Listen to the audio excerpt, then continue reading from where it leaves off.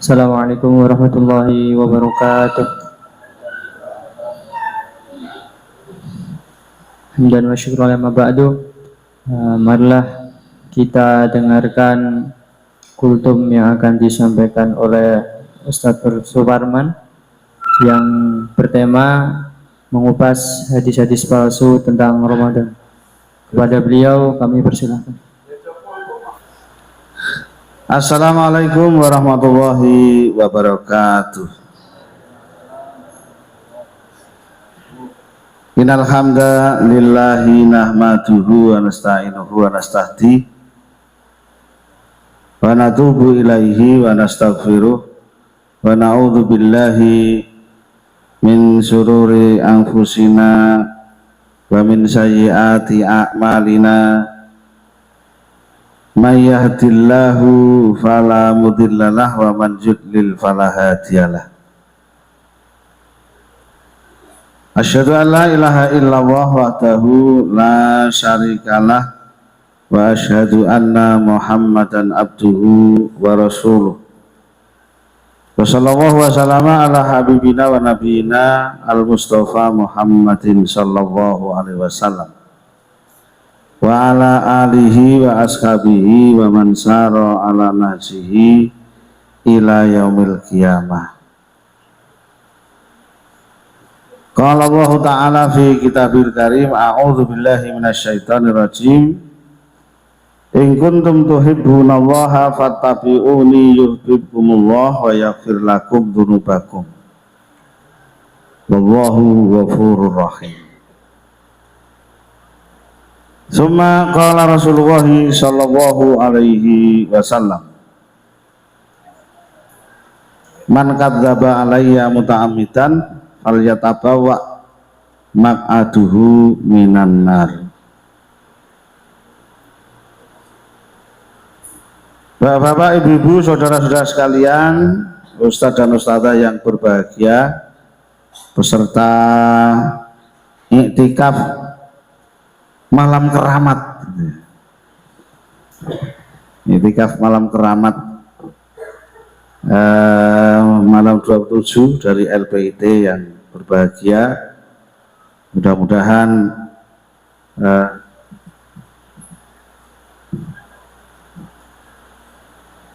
akan berbunyi. Mudah-mudahan iktikaf kita pada kesempatan malam tadi bisa menghasilkan sesuatu yang baru, yang akan menjadi fokus kita untuk membina diri, meningkatkan kualitas keimanan dan ketakwaan kita kepada Allah Subhanahu wa taala, bermuhasabah. Saya lihat tadi malam muhasabahnya cukup intens ya, sampai gak ada suaranya sama sekali. Mudah-mudahan sudah bisa menemukan kelemahan masing-masing. Ya, muhasabah itu untuk mencari kelemahan ya, bukan untuk mencari kelebihan, tapi mencari kelemahan. Mudah-mudahan sudah ketemu semua untuk diperbaiki di tahun-tahun yang akan datang, sehingga Ramadan tahun ini betul-betul berbeda dengan Ramadan yang sebelumnya, yang bisa membawa manfaat untuk kebaikan dunia kita dan akhirat kita. Amin Allahumma. Dan yang terpenting adalah mudah-mudahan Ramadan kita tahun ini berbuah ampunan dari Allah Subhanahu wa ta'ala. Raghima anfu rajulin dawala alaihi Ramadanu summa insalaha walam yukfarlah. Karena Rasulullah SAW pernah memberi peringatan, raghima anfu rajulin, celakalah seseorang dakhala yang masuk alaihi padanya rajul ar-ramadhanu apa Ramadan, summa insalaha, kemudian Ramadan itu meninggalkannya, qabla ayyuk farolah, sebelum dia memperoleh ampunan dari Allah Subhanahu wa ta'ala. Pernah saya singgung bahwa yang namanya ampunan itu adalah bagaikan helm pengaman. Jadi yang namanya makfirah ya, itu adalah, kalau yang belajar sorof itu adalah isim alat, artinya adalah alat untuk menutup dan melindungi diri dari sengatan api neraka. Kayak helm, fungsinya itu selain menutup dari cahaya juga menutup dari benturan benda-benda yang keras. Itu makfirah.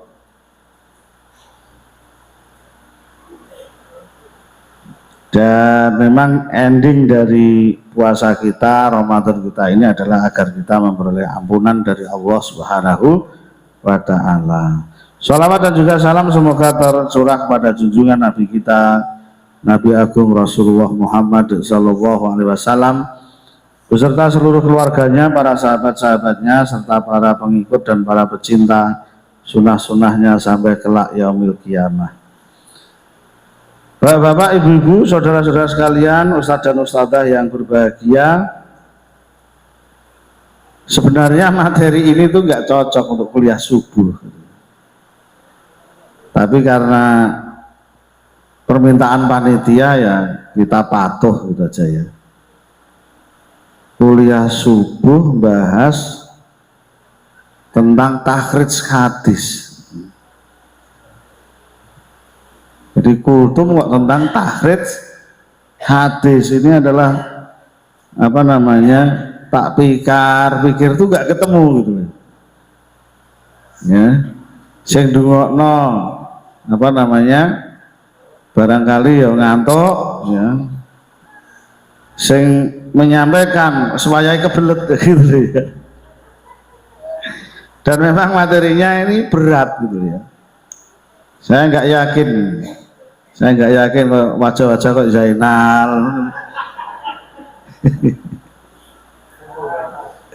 untuk membahas takhrij hadis itu. Iya. Ini sebenarnya materi cocok untuk diskusi misalnya saya dengan Ustadz Imad, nah itu cocok tentang takhrij hadis. Ini materi yang sebenarnya cukup berat ya, tentang hadis ini. Kebanyakan ustadz-ustadz dari Indonesia itu kalau belajar itu syariah ya, karena memang hadis itu berat, hafalannya harus kuat ya, sejarahnya harus apa namanya, sejarah tentang para ulama itu juga harus tahu gitu ya. Tapi tidak apa-apa ya, ini apa namanya, kita baca gitu aja ya. Nah, gitu ya digayoh, ora gitu ya. Besok tekanin lah ya. Hanya untuk pengalaman aja ya, rasa dihafalno ya Mas ya. Rasa ngono rijal-rijal hadis rasa dihafalno. Dengarkan aja. Kita akan membahas tentang hadis-hadis lemah dan hadis-hadis palsu yang beredar di masyarakat ya, seputar Ramadan ya, gitu ya. Kita sering mendengar khutbah ya, penceramah ya, dengan berapi-api mengatakan qala Rasulullah Sallallahu Alaihi Wasallam tanpa melihat takhrij hadisnya. Yang pertama yang akan kita bahas adalah hadis rojakna minal jihadil asghari ilal jihadil akbari. Yang artinya rojakna ini dikatakan oleh para khutbah itu adalah sabda Rasulullah SAW selesai memenangkan perang Badr. Jadi selesai perang Badr ini, dalam hadis tersebut Rasulullah mengatakan rojakna, kembali sapa kita, minal jihadil asghar, dari minal jihadi dari jihad peperangan al asghari yang kecil. Jadi perang Badar itu dianggap perang kecil. Wah, padahal perang Badar itu heroiknya seperti itu, menjadi titik tolak dari kebangkitan Rasulullah SAW dan para sahabat. Dikatakan dalam hadis ini adalah jihad asghar. Ilal jihadi kepada peperangan al akbaru, al akbari, kepada peperangan al akbari yang besar. Kalau kabirun, kabirun artinya apa Mas Zainal? Kabirun masuk geleng-geleng, ini bahas tarik hadis kok, ramuni blas. Kabirun itu kalau al akbaru paling, paling. Kalau banget itu masih masih apa ya, guru bahasa Inggris sama lagi Ustadz Wiji, guru bahasa Inggris. Kalau akbaru itu superlatif, superlatif, paling.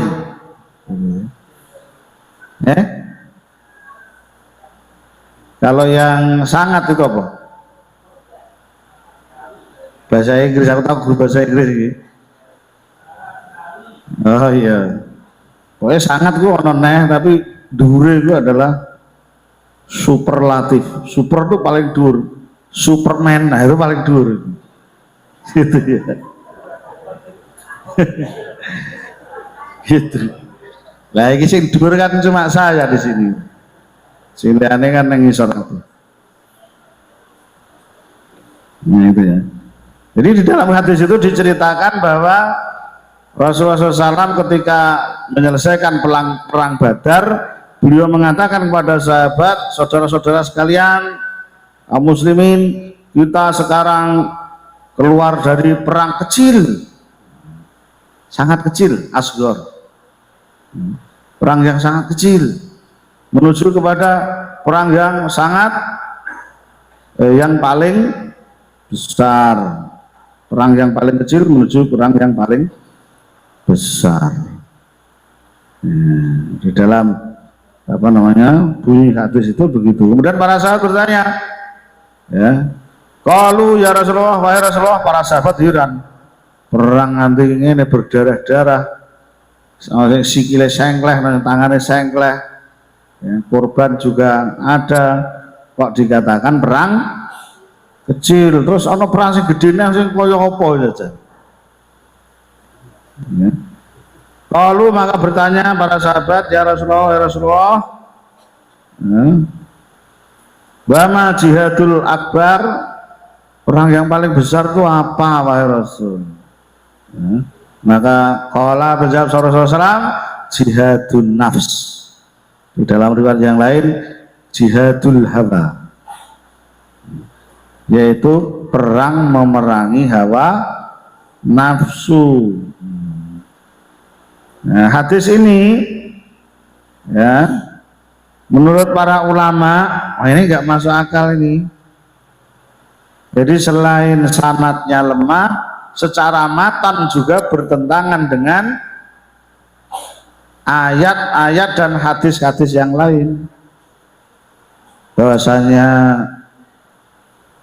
amalan yang paling berat itu adalah jihad fi sabilillah, perang ya menghadapi orang-orang kafir yang akan menghancurkan lahirnya ini agama baru. Ya. Sebagaimana di sini dinukil, kalau berkata anhu tentang ini tentang matan hadis ya, tentang isinya. Syekhul Islami sapa Syekhul Islam Ibnu Taimiyah, Syekhul Islam Ibnu Taimiyah fil Furqani, di dalam kitab Al Furqan, ya. Beliau mengatakan la aslalahu. Adapun hadis di atas la aslalahu, tidak ada asalnya. Artinya tidak ada sambungannya dengan Rasulullah Shallallahu Alaihi Wasallam. Tidak ditemukan sanad dari para ulama ahli hadis. Walam yurwi, dan tidak meriwayatkan hu padanya hadis ahadun sapa seorang pun min ahlil ma'rifati dari para ahli hadis bi aqwalin Nabi SAW, baik perkataan beliau wa af'alihi, dan juga perbuatan beliau. Secara perkataan ya maupun secara perbuatan ini bertentangan dengan apa yang dipraktekkan oleh Rasulullah Shallallahu Alaihi Wasallam. Bahwa secara perkataan beliau mengatakan bahwa jihad itu adalah amalan yang paling tinggi, paling berat, ya. Rasul amri al-islamu, ya. Rasul amri al-islamu, ya. Pokok kepala dari segala urusan itu adalah Islam, ya. Terus wadir matus sanamihi al jihadu, jadi puncak dari syariat Islam, puncak ya, dirwatus sanamihi, ya, puncak dari punuknya Islam gitu ya, itu adalah jihad fisabilillah. Di dalam hadis-hadis yang lain begitu, di dalam Quran juga begitu. Hadis dan ayat yang membahas tentang jihad fisabilillah itu sangat banyak sekali, ya. Demikian juga amalan Rasulullah SAW dalam kurun waktu 10 tahun beliau berperang, ya, itu sebanyak 37 kali, ya, peperangan yang bersama beliau itu 37 kali. Peperangan yang tidak beliau ikuti, artinya hanya mengutus pasukan atau syariah, ya, itu sebanyak juga sekitar 37 kali. Artinya kalau dibagi rata-rata itu hampir setiap 1,5 bulan, ya, terjadi 1 kali jihad fisabilillah. Ini menunjukkan bahwa jihad fisabilillah itu adalah amalan yang sangat besar, amalan yang sangat berat, ya. Jadi jihad yang paling berat itu adalah jihad menghadapi orang-orang kafir atau peperangan yang dihadapi oleh Rasulullah SAW dan para sahabat. Jadi secara isi, ya, hadis ini adalah hadis yang bertentangan dengan nas-nas Al-Quran maupun nas-nas hadis-hadis Rasulullah Shallallahu Alaihi Wasallam.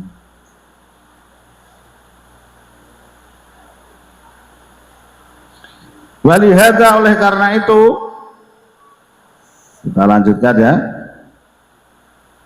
Kama sebagaimana arafna telah mengetahui sapa kita al jihad pada jihad al akbar yang paling besar, gua dia jihad yang paling besar, jihadul kufari, itu adalah jihad melawan orang-orang kafir. Jadi ditegaskan di sini bahwa sebagaimana yang diketahui oleh seluruh masyarakat kaum muslimin, ya, maklumun biddarurah, bahwasanya jihad yang paling besar, jihad yang paling berat itu adalah jihad melawan orang-orang kafir. Walaisa, dan bukanlah apa jihad yang paling berat, jihadun nafsi, perang melawan hawa nafsu. Jadi secara matan hadis ini bertentangan dengan nas-nas yang lain, jadi tertolak. Lakin akan tetapi jihadun nafsi, adapun perang melawan hawa nafsu, dia perang melawan hawa nafsu min asbabi ifadati jihadil kufari. Tapi perang melawan hawa nafsu itu hanya sekedar sebab-sebab atau faktor-faktor pendukung dari jihad fisabilillah. Jadi jihad melawan hawa nafsu itu pendukung saja jihad fisabilillah. Orang yang tidak bisa memerangi hawa nafsunya ya tidak bisa melakukan jihad fisabilillah. Ya. Tapi dia hanya faktor pendukung saja, tidak bisa mengalahkan jihad fisabilillah itu sendiri, jihadul kufar itu sendiri. Ya. Kenapa dikatakan memerangi hawa nafsu itu hanya sekedar faktor pendukung perang melawan orang-orang kafir? Ada yang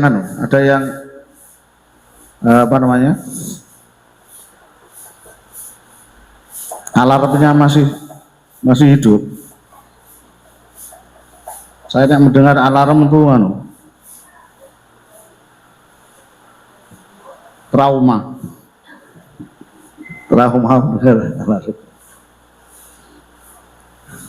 Saya yang dengar alarm, waduh, Jainal ini mesti singan.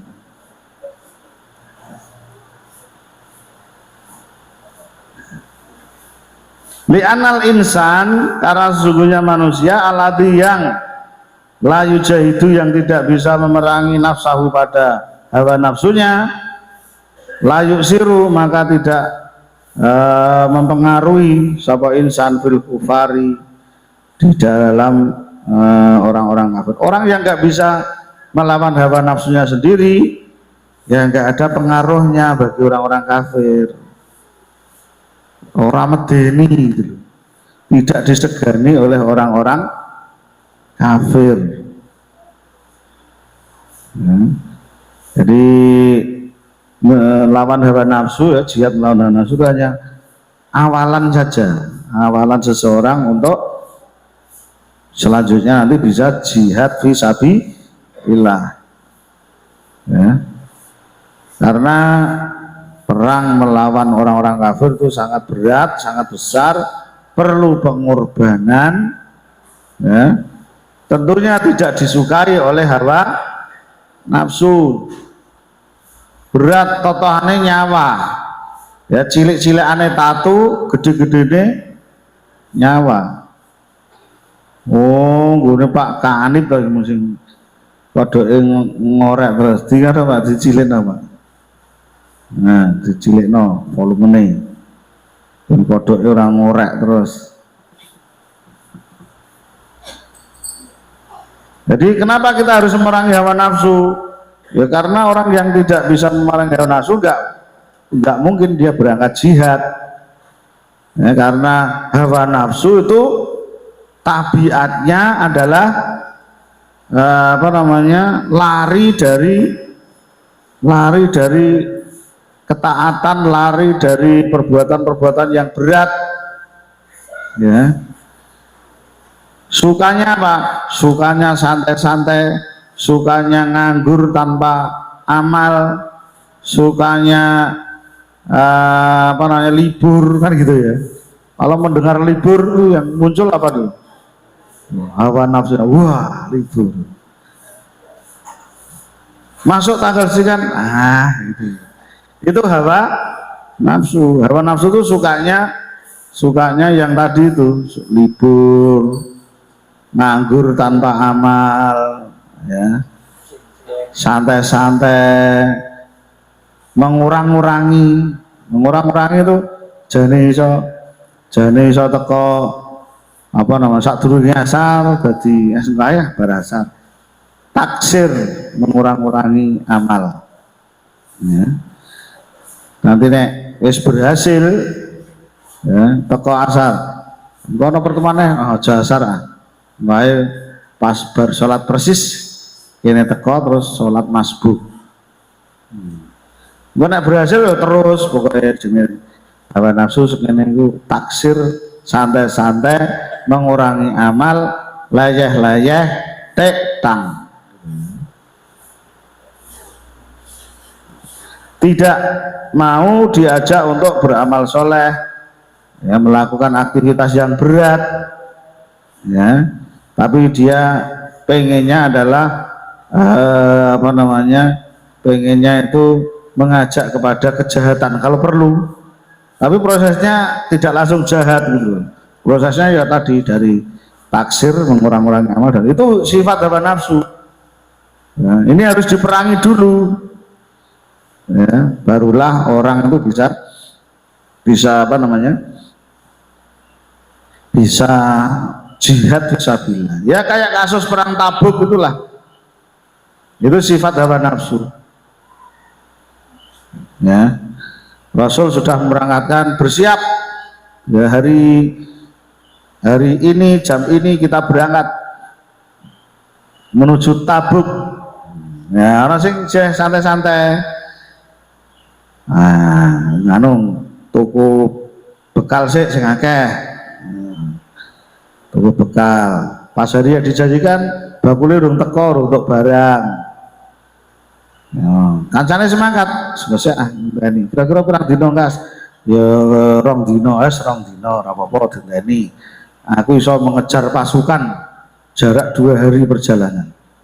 Jaranku jaran goyang. jaran sing gede sing kuat. Kira-kira bisa mengejar ketertinggalan 2 hari. Ya akhirnya mundur akhirnya gak mangkat. Ya. Ada yang alasannya jane omahe yo urung roboh, alasannya omah kula ambruk. Ana sing alasannya anak kula sakit. Jadi kan biasa kan ya, anak kula sakit kok nambah anak itu dipasno kegiatan kan gitu biasanya. Dandani omah dipasno kegiatan. Terus apa nih? Silaturahmi ke saudara dipasno iktikaf. Itu kan hawa nafsu kan begitu. Ya. Jalan-jalan nongkok kata anaknya dipasno tuh jam ngaji kan gitu. Nah, itu adalah pola-pola modus-modus hawa nafsu. Pokoknya apa-apa dipasno kegiatan. Bilek wong loro dipasno,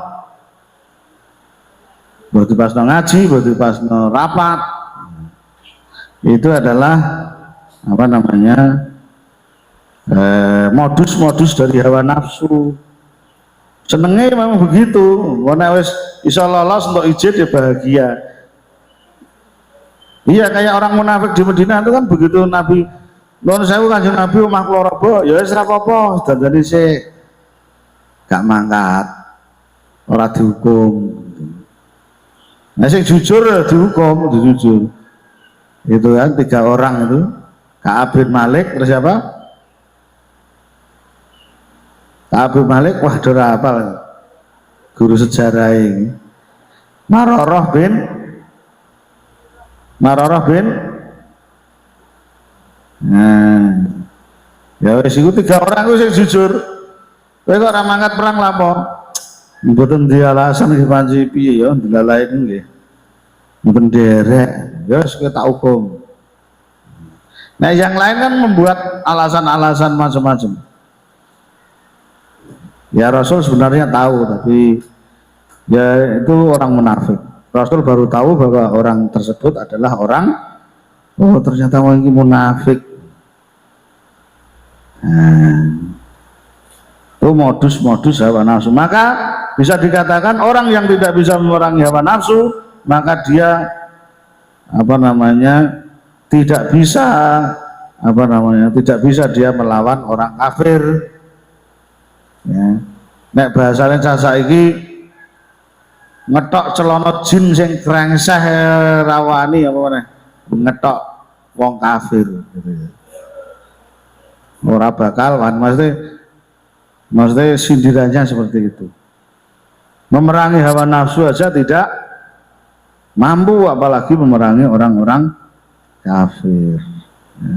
Orang yang tidak bisa memerangi hawa nafsunya, gak ono pengaruhe bagi orang kafir. Ono wonge ning ora ono pengaruhe. Wujuduhu ka'adamihi. Ono ning ora ono. Ono karo ora padha bae. Wujuduhu ka'adamihi. Jadi orang yang nggak bisa memerangi hawa nafsu itu ya di dalam kancah perjihatan itu wujuduhu ka'adamihi.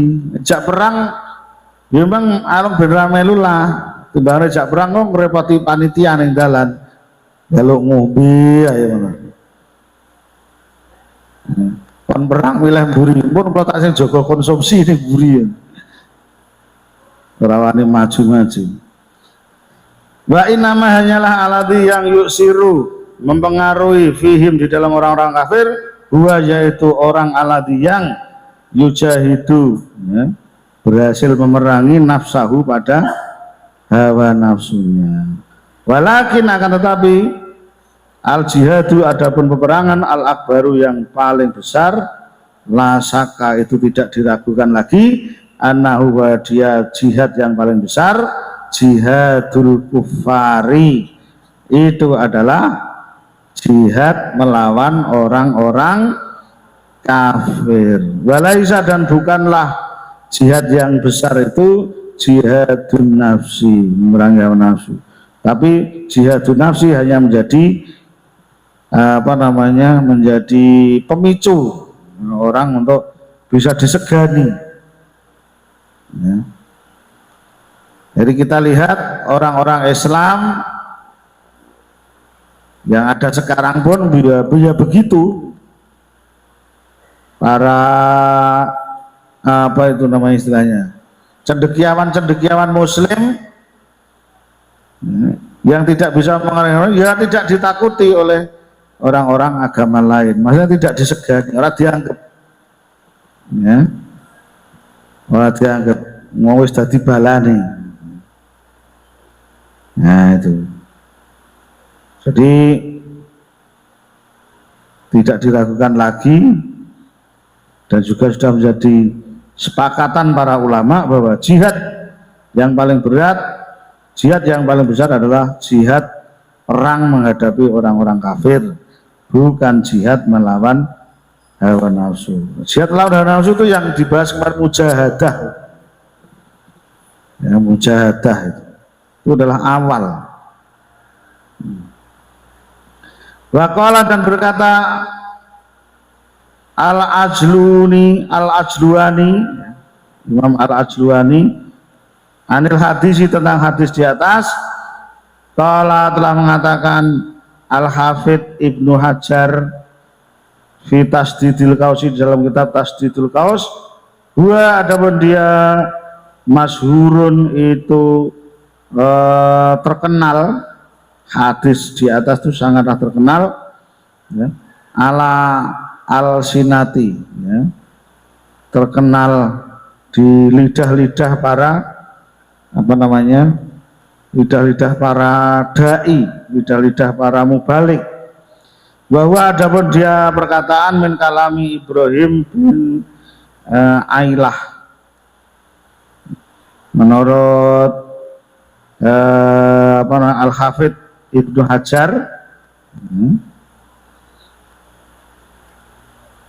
bahwa perkataan tersebut adalah bukan perkataan Rasulullah Shallallahu Alaihi Wasallam, tetapi perkataan Ibrahim bin Ailah. Ya. Kemudian bagaimana takhrij hadisnya yang ini geser ya. Takhrij hadis yang lengkap dari hadis tersebut menurut para pakar hadis ya. Derajat hadis ini dhaifun indal Baihaqi ya. Hadis ini dihukumi dhaif oleh Imam Al-Baihaqi, padahal Imam Al-Baihaqi ini yang meriwayatkan.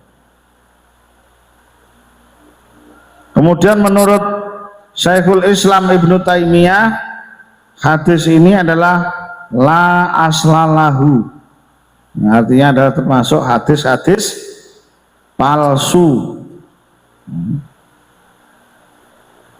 Kemudian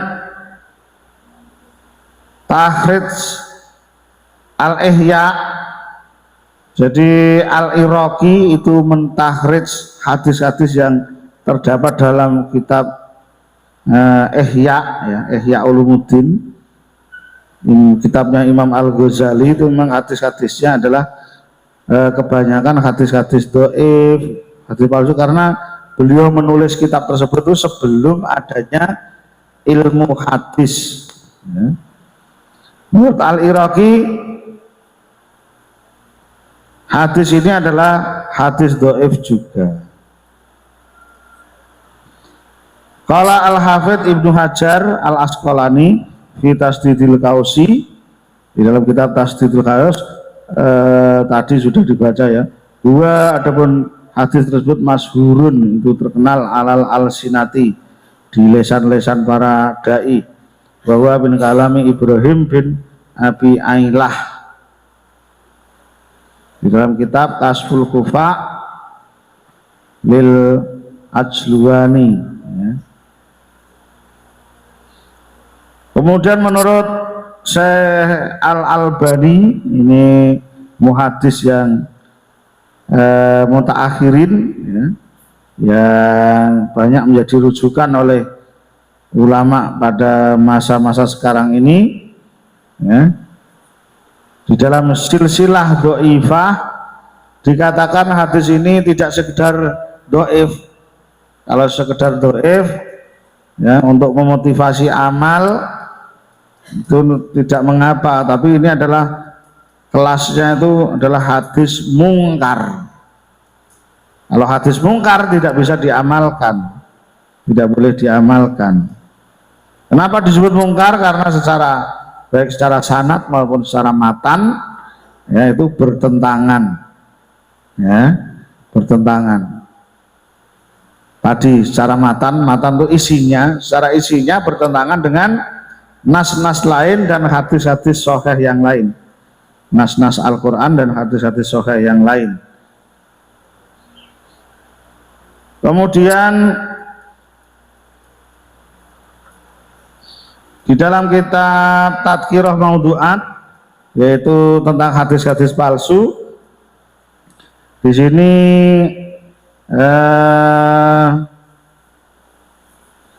Imam Al-Futna juga menghukumi hadis ini adalah dhaif.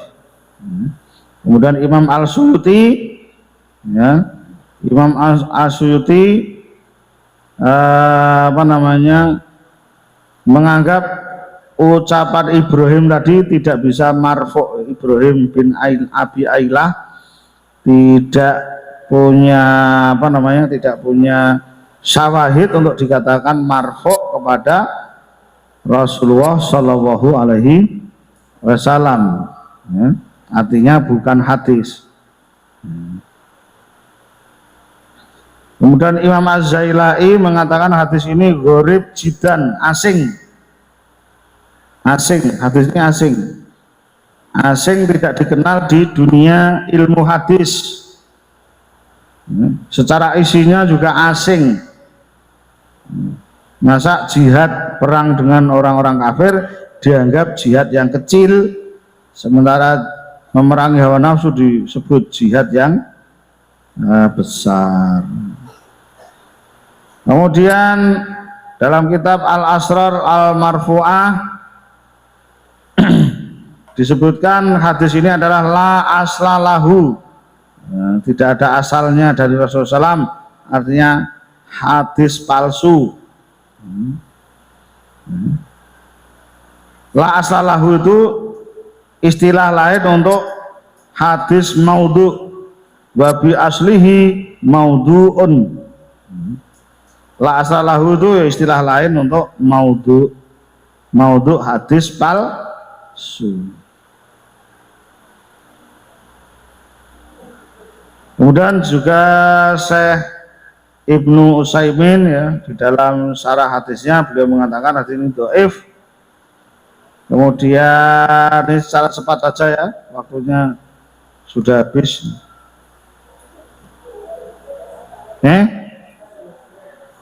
Maudhu dalam Majmu' Fatawa Ibnu Utsaimin ya, hadis ini dihukumi maudhu. Dan Syekhul Islam di dalam Majmu' Fatawa beliau mengatakan la aslalahu, hadis palsu.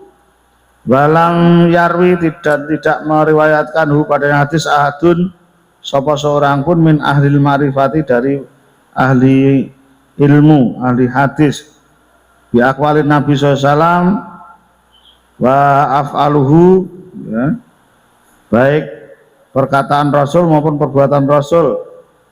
Wa jihadul kufari, adapun perang menghadapi orang-orang kafir, min a'dhamil a'mali, itu adalah amalan yang paling agung.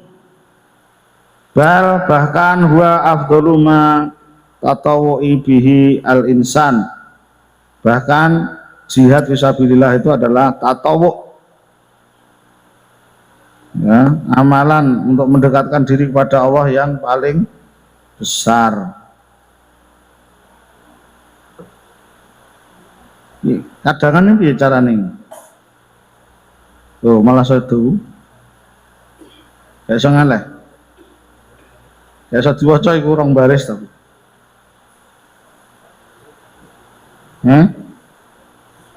oh, iya. Oh sudah habis sudah habis ya, sing liyane sesuk ya. Ya. Demikian Bapak Ibu sekalian, Ustadz dan Ustadzah yang berbahagia ya. Yang berbahagia pagi hari ini karena insya Allah mendapatkan malam Lailatul Qadar. Pembahasan kita tentang hadis-hadis maudhu, hadis-hadis lemah yang biasanya bermunculan ya di bulan suci Ramadan dari lesan-lesan para dai ya, karena memang buku-buku terdahulu itu tidak ada tahrij hadisnya. Orang-orang baru mulai ngeh dengan tahrij hadis itu ya masa-masa sekarang ini, karena apa namanya, kemudahan untuk mengakses hadis. Mudah-mudahan ini menambah kehati-hatian kita untuk menyaring hadis-hadis yang ada di masyarakat. Di antara hadis Ramadan yang termasuk hadis palsu adalah hadis yang sering dibacakan, sering kita dengar, sumu tasihu. Itu juga termasuk hadis lemah dan palsu. Kemudian apa lagi? Senengannya cah nom-nom lanang ini. Nahumus shaimi ibadatun wasimatuhu tasbihun. Terus apa? Wa amaluhu tat'ifun. Jadi turune wong poso iku ibadah. Ya yo ibadah yo, tak kira pelang apa, jebule nggo bantal. Nggo bantal. Jarine turune wong poso ibadah, Pak. Ibadah mbam ibadah kok turu piye. Wasimatuhu tasbihun, meneng diarani tasbih. Meneng ya meneng kok tasbih. Dan amal-amalnya dilipat gandakan, itu juga hadis-hadis palsu. Hati-hati ya. Terus ada apa lagi yang lain yang sering kita dengar? Mesti sing penak-penak. Sing 10 pertama apa? 10 pertama adalah rahmat, 10 kedua napa? Dan yang terakhir itqum minan nar. Jadi 10 hari pertama itu adalah rahmatun, 10 kedua adalah magfiratun, 10 ketiga itu adalah itkum minan nar itu juga palsu. Ya, itu juga palsu. Semoga menambah kehati-hatian kita dan kita tidak gampang mengatasnamakan suatu ucapan itu berasal dari Rasulullah Shallallahu Alaihi Wasallam. Beliau mengancam, man kadzdzaba alayya muta'ammidan falyatabawa maq'aduhu minan nar. Barang siapa yang berdusta atas namaku ya dengan sengaja, maka siap-siaplah menempatkan diri di neraka. Naudzubillah min dzalik. Wassalamualaikum warahmatullahi wabarakatuh.